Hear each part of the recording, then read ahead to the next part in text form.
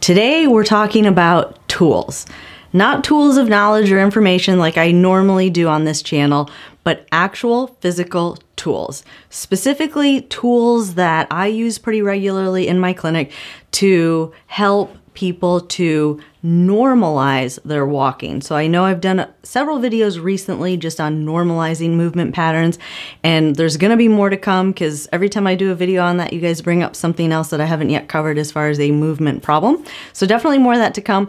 But sometimes there is just no way to get your leg in the exact position that you want because you just haven't connected with the right muscles yet. So that being said, tools are the solution. If you're new to this channel, I'm Tara. I am a neurologic physical therapist, and on this channel, we go over anything and everything related to neurologic rehabilitation to help empower you to take control of your neurologic rehab program. And all that being said, tools are one more tool in your bag of tricks to help you improve the quality of your walking pattern. So it was hard for me to do, but I tried to narrow it down to the 10 things that I use the most often. If it's something that I make, I'll show you how to make it. If it's something that I've purchased, there is a really good chance that I bought it on Amazon, and I will put the link for that product in the description below. So what I'm gonna do is start with things that help to improve hip movement or movement around the hip joint during the walking cycle,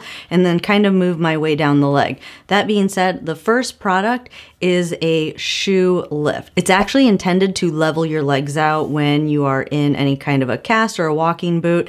They sell it on Amazon, but what it does is it raises up your other shoe, or it puts some more sole on the bottom of the uninvolved shoe in order to level your legs out so you don't end up with all these imbalances once you come out of that boot. But what I do with it in therapy is I actually use it to lengthen the uninvolved leg. So this has been a topic of, I guess, kind of debate, but kind of not really, amongst physical therapists in stroke rehabilitation. And there is some consensus that if you raise up the uninvolved leg, so you basically make that leg longer, it does two things. First, it helps to facilitate more weight bearing on the involved leg. The way I visualize this in my head is if you're higher up on the involved leg, it's almost like you're going downhill when you switch your weight to support your body weight on your involved leg. So that's just kind of a visual that I use that helps it make sense for me in my head. So yes, there is some evidence. They put force plates underneath people's feet, and when they had a lift, any kind of a lift in the uninvolved leg, those people had a tendency to put more weight on the involved leg. So that's number one. The other reason that I do this is to help with clearance. So helping to get the involved leg to clear the ground when you're swinging that leg through. This is really, really critical. Any little catch of that foot on the ground or anything that stops that leg from freely coming through, I'm speaking about your involved leg when it's swinging through. What typically happens is almost immediately and automatically, almost like a safety mechanism that's built into the brain, you'll hike your hip up or you'll do a steppage gait if you have this issue. So we try and eliminate any type of resistance. So if you raise up the uninvolved leg, gives you more foot clearance, you might not end up developing a compensatory strategy that is really just, again, a subconscious reaction to your foot even minimally catching on the ground when it's supposed to be swinging through, or anything that allows it to slow down as that leg's swinging through. So you want that leg to come through real smooth, raise up the other leg, gives more foot clearance, better chance of you not catching that foot, better chance of not compensating by hiking your hip up. In that same category, as far as that rationale of not catching that foot on the ground, I love duct tape. As many of you know, I probably have duct tape on me somewhere in every video, but not just to mark an involved leg. I do use duct tape a lot just to hold things in place. And in this situation, don't be scared. I'm not gonna have you duct tape your legs together or anything like that. Duct tape helps, again, to eliminate friction on the bottom of your shoe, again, so that you're not getting that little catch on the ground, or if someone has a tendency to get a little catch on the ground, and I notice as soon as they do that, you hike your hip up, or you circumduct, or you lift the knee up real high. Just having a little bit of duct tape under just the front part of the shoe, if you have carpet, a lot of times it'll eliminate that sensation that your foot's stopping, and sometimes that will help you to avoid compensating by hiking your hip up. So in the same category, and I'll make this just one tool, is there's booties that you can get at Home Depot that I guess painters wear to cover up their shoes when they go in people's homes to keep the floors clean.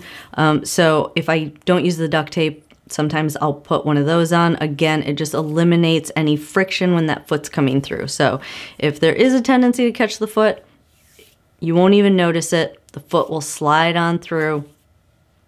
Good chance you won't compensate, or hopefully the intention is that you do not compensate. So sticking with things to improve hip mobility, or things that I use to normalize hip movement during the walking cycle, is the blue strap. You guys know I pull the blue strap out a lot, but if you're new to this channel, you might not know that, but I use the blue strap a lot. Now, different from duct tape, because I did say I don't duct tape body parts down, I do blue strap body parts quite a bit just to help to give proper form or keep proper form with a variety of exercises.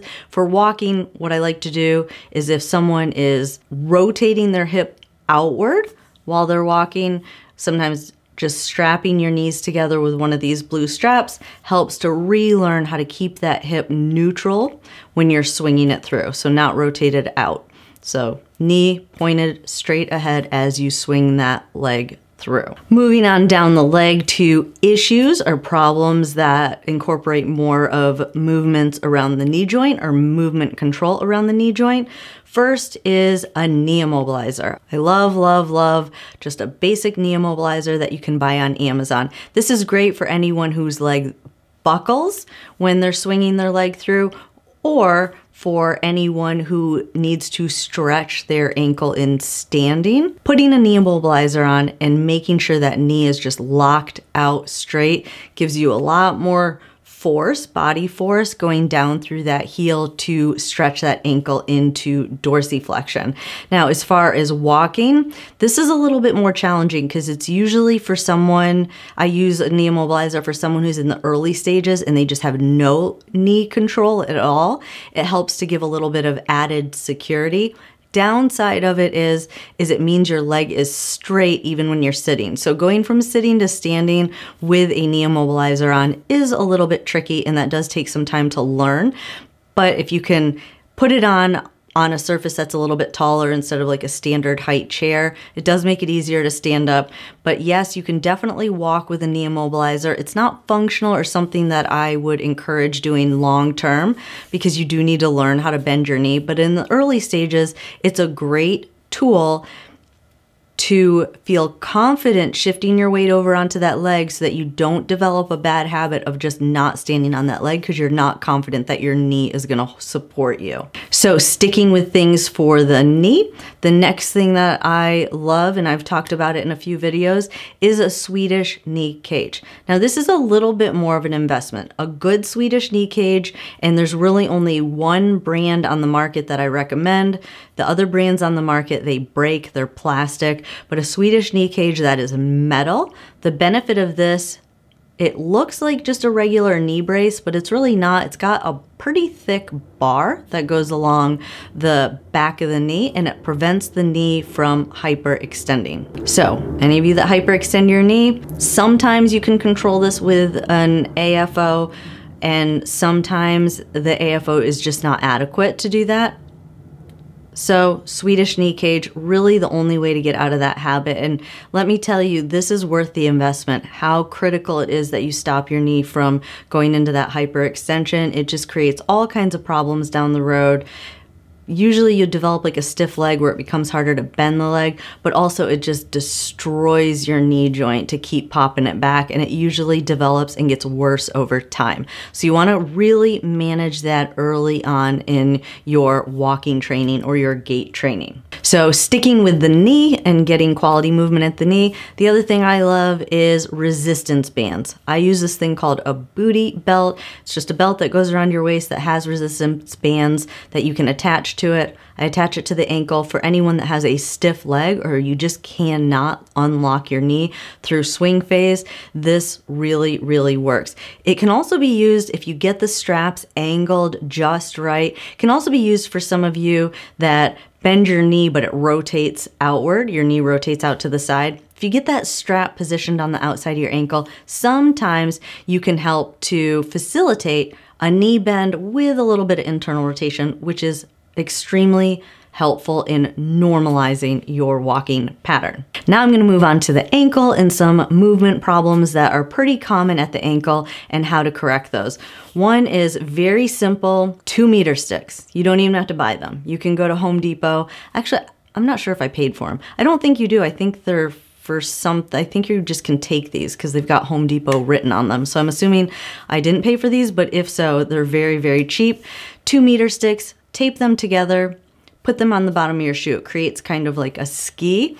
This has multiple benefits. One is extending that distance out off the front of your shoe, helps to keep your heel down longer. So if any of you video yourselves, look at your heels. There's a good chance that your involved leg, that heel is coming up off the ground a little bit early. So by having that extension on the front, it really does help to keep that heel down, and it helps your body to move over your foot through the standing phase, which is normal walking. That is what is supposed to happen. So it helps with that. But also having that extra distance out across the front, it'll help to really force you to actually flex your foot and lift your foot up when you're walking. So another tool that I love and super cheap. Now, sticking with the ankle, one other ankle problem that's pretty common, and I know a lot of you struggle with this because you bring it up in the comments quite a bit, is a supinated foot. Now, 99.99999% of the time, you need a brace. There is no way to get around a brace, because if you're supinating your foot or your foot is rolling to the outside, that means that you probably have spasticity. And if you do not brace that leg and stop that leg from doing that, that spasticity is going to get worse over time. But in addition to that, I always like to try building up the outside of the foot. So if you build kind of a wedge and make the outside of the shoe a little bit taller, then that helps to kind of, for your body weight to kind of force your body weight more towards the inside of the foot, which does help to eliminate somewhat the rolling of the foot. Usually needs to be done in combination with a brace, but what I use is just a marker, or sometimes I use a doorstop. Really, it just depends on what I have that's convenient, but at least you guys get the idea, so you can get creative with this and how you do this. Be very, very careful with this. If you are someone who rolls your ankle quite a bit, this is for someone who has a mild ankle roll, but has pretty good walking, pretty good balance, can walk without an assistive device, that would be the person that could do this on their own. If not, you may roll over the top of that and you will make that ankle injury worse than if you didn't have this on at all. So if your balance isn't great or you've never done anything like this, definitely work with a therapist the first time that you do this. Or if you are working with a therapist and they do this or recommend going to an orthotics place to get a shoe built up, instead, here's an alternative to that. Now, the last two things that I'm going to talk about today, and I've got so many more, so this is really just the beginning. If you guys like this type of video, leave a comment below. Just put #GaitTools, and I will make sure and do another video because it was really tough for me to narrow it down. But the last two aren't really leg movement problems, but they're tools that I use a lot, like probably every week, in helping to position the arm and get the arm more involved in the walking cycle or in the gait training. The first one's just a dowel rod, a PVC pipe, literally a PVC pipe from Home Depot, pretty cheap, probably under $5, is one of the greatest rehab tools that you can have. You guys see me do it with a lot of exercises, arm exercises, but also it's great for positioning the arm and keeping the arm down. The more you can keep the arm down, this is for those of you where your arm flexes up towards your face, really just helps you to keep your body in better alignment. So putting the dowel rod behind your bottom helps to keep that arm down. What it also does is it helps to keep your bottom in. So you'll actually feel that bar behind your hips, and it helps to keep your hips extended, which a lot of times people have a tendency to flex forward. That's a pretty common problem. So keeping those hips forward or feeling that bar, which forces you to bring your hips forward a little bit more, very good tool. Now, I also do use this with it on the shoulders. Also very important, we call this like an out of synergy arm position. So it gets your arm out of that internally rotated position. So you need really good balance to keep it over your shoulders. Actually, you need really good balance for either one of these positions, because keep in mind you have no arms to help you if you lose your balance. So definitely, I would only work on this like in standing with something behind you, because keep in mind you have no arms. So if you lose your balance, you have no way to protect yourself. So use caution if you do decide this type of tool. But I just wanted to show it to you so you know what the opportunities are, or what some things are to develop a thought process of incorporating the arms and working on posture while working on gait using very affordable tools. And then the last one is also for the arms. Now, this is a pretty, I wouldn't say huge investment, but you throw the word medical on anything and things get expensive. But this is a walker attachment that is ridiculously overpriced in my opinion, but it's the only one I can find on the market like this. It's basically an attachment that goes on a regular walker to keep the hand down on a walker. Now, you do need to have passive movement of like at the elbow where you can extend your arm passively in order to get your arm to stay down on the walker. If not, you're just going to be lifting the walker up on that side. But this walker attachment goes right onto any standard walker, and your hand straps onto it, and it keeps both hands on the walker. The reason I love this is so many people have one-sided assistive devices. I have a new patient that just started another one for months. She's been using a Hemi walker. I despise Hemi walkers. I don't even know why they exist. But that just really, anytime you use a one-handed assistive device, it just further facilitates just disuse or learned non-use of the involved side. Now, I'm fully aware that there's many of you out there that just can't get both hands down onto a walker. Totally understandable. But if you are in the early stages and you still have full range of motion of that arm, I would be doing everything in my power to try and get both hands secured onto a walker, a two-handed walker. So that is the final tool that I'm going to talk about today. But yes, a walker attachment to keep that hand down on the walker. Very, very valuable. So I hope you guys found this video helpful. Again, if you liked me just going through some random tools that I use and build in my clinic, definitely hashtag gait tools in the description below, and I could easily give another 10 things that I probably use on a regular basis. If you're new to this channel, go ahead and hit that subscribe button, turn on that notification bell. It really does help this channel and help these videos to reach more people. So help out this channel and help out your fellow stroke survivors and brain injury survivors by subscribing, hitting that notification bell. Fun fact, 60% of the views on this channel are from people that are not subscribed. So if you're watching this channel regularly, consider it a service to the entire neuro community who may be able to benefit from these exercises. I enjoyed spending time with you all today, and I will see you in the next video. Have a good day. Jumping from cliffs so high, trusting our wings to fly. Sometimes we're crashing down, but we get up and start from the ground.